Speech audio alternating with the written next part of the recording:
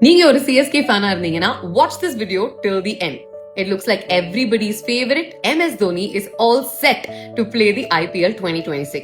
Hey, இத பத்தி நான் நியூஸே படிக்கலையே, எப்படி இவ்வளவு கான்ஃபிடென்ட்டா சொல்ற பாவனா அப்படின்னு கேட்டீங்கன்னா, hear me out. I have two reasons, okay? Number one, ஒரு மாசத்துக்கு முன்னாடி I had done a meet and greet event with MS Dhoni.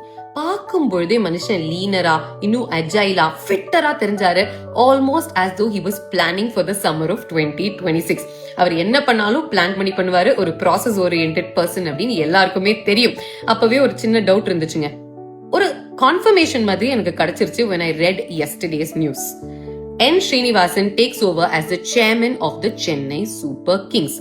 அவருக்கு 80 வயசாச்சு. he is going to be the acting chairman.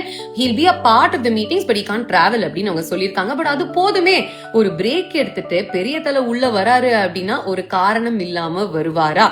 he is definitely wanting to ensure that CSK comes back to its glory days அப்படிங்கிறதுல எந்த சந்தேகமும் கிடையாது. he's been the BCCI chairman, he's been the ICC chairman. அவருக்கும் MS தோனிக்கு நடுவுல இருக்கக்கூடிய bond is extremely special. அவர்தான் MS Dhoni hand picked பண்ணாரு in 2008 to be a part of CSK. So when these two powerful forces come together, கண்டிப்பா IPL 2026ல CSK க்கு fireworks காத்துக்கிட்டு இருக்கு. What do you think about this update? Commentsல சொல்லுங்க.